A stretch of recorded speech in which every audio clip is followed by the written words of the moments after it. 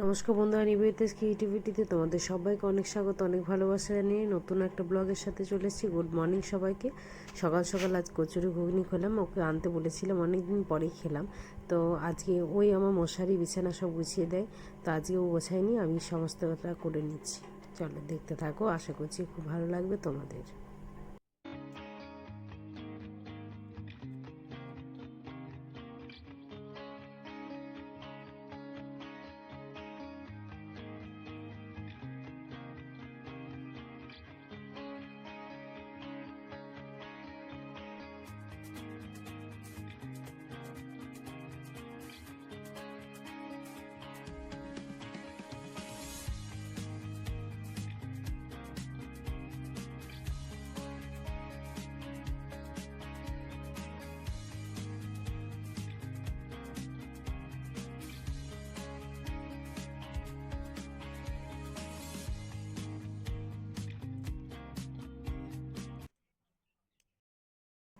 এদিকে সকাল সকাল বিছানা তুলে নিয়েছি, আর এইদিকে দেখো এক বালতি কাপড়।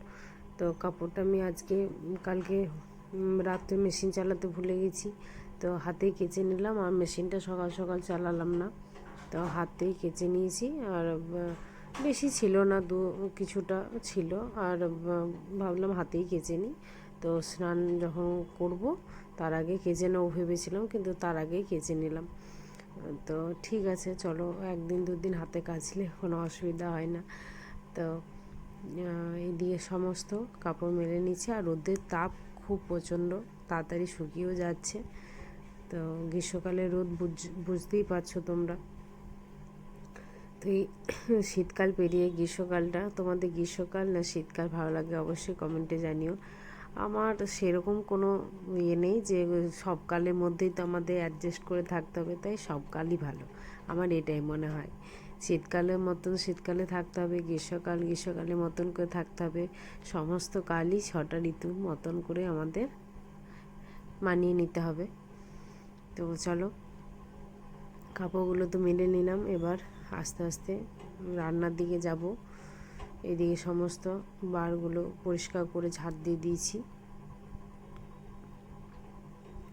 আর এদিকে আমি একটা প্যাক মাখবো দিয়ে, আমার অলরেডি আগের ভিডিওতে আমি একটা বলেছিলাম যে একটা বন্ধুর বিয়ে নেমন্তন্ন দিতে এসেছিলো, তো ওইটাই কালকে হচ্ছে গায়ে হলুদের সমস্ত ব্লগ তোমরা তো দেখতেই পাবে। ভালো ভালো ভিডিও আসতে চলেছে, দেখতে থাকো, চ্যানেলের সঙ্গে জুড়ে থাকবে, তাহলে সমস্ত ভিডিও তোমাদের কাছে পৌঁছে যাবে।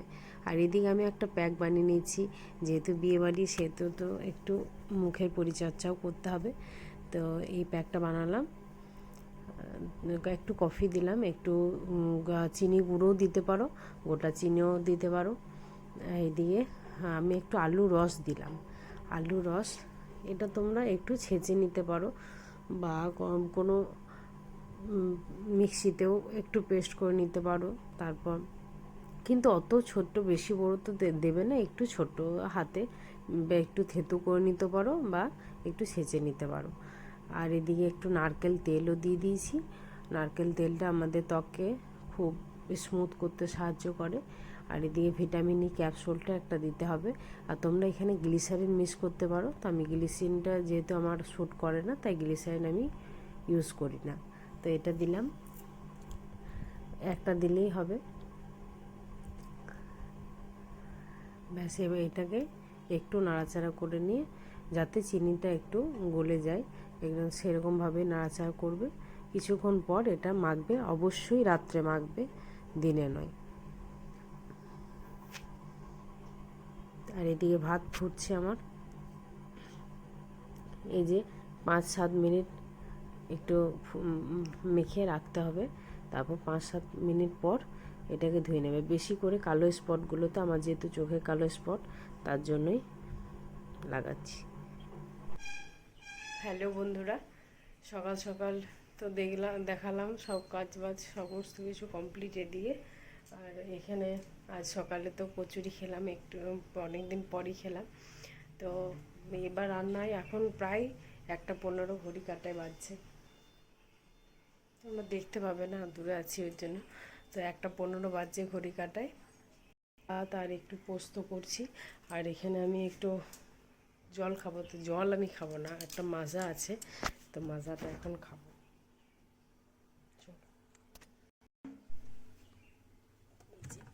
মাজাটা বের করে নিই। এই যে এখনও গ্রীষ্ম না পড়তে পড়তেই খুলছে না, এক হাতে ধরে আছি তো।